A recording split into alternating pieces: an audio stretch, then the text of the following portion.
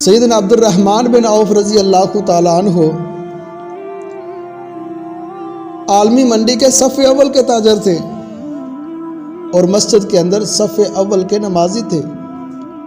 سب کچھ مکہ کے اندر چھوڑ کر ہجرت کر کے مدینے کے اندر آ گئے۔ آ کر مٹی کا سودا کرتے، اللہ رب العزت ان کو سونے کا ریٹ عطا کر دیتا۔ کسی نے تجارت کا راز پوچھا، اتنی برکت، اتنا منافع، تو کہا کسی اور کو بھی ساتھ ملا لو، بلا لو، اس کا فائدہ ہو جائے گا۔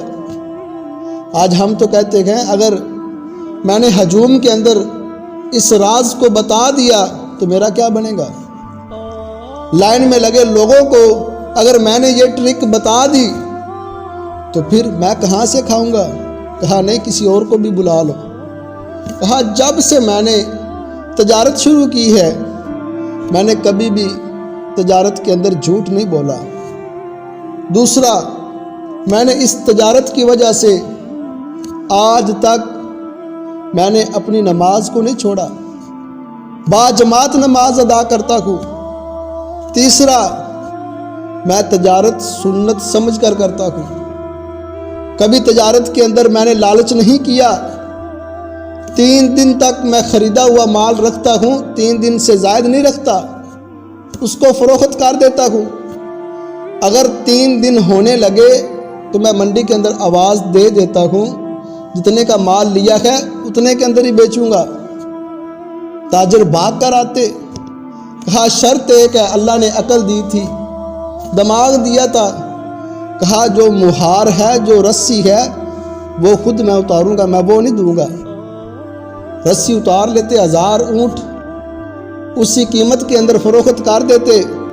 پھر اس رسی کو، مہار کو، سیدنا عبد الرحمن بن عوف رضی اللہ تعالیٰ عنہ فرماتے ہیں کہ 1 دینار کے اندر میں فروخت کرتا، 3 دن کے اندر 1000 رسیاں 1000 دینار کی فروخت کر دیتا۔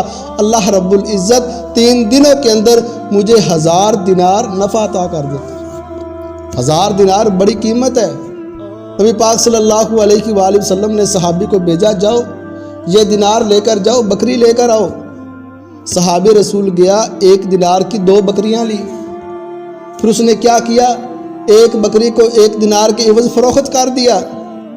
پھر نبی پاک صلی اللہ علیہ وسلم کے پاس آیا، دینار بھی واپس لے آیا اور بکری بھی لے آیا، تو یہ صرف 1 دینار کی ویلیو ہے 1000 دینار۔ اللہ رب العزت نے کس قدر ان کی تجارت کے اندر برکت رکھی تھی۔ انہوں نے کبھی جھوٹ نہیں بولا تھا، کبھی انہوں نے تجارت کی وجہ سے نماز نہیں چھوڑی تھی۔ اگر وہ تجارت کرتے بھی تھے تو سنت سمجھ کر کیا کرتے تھے۔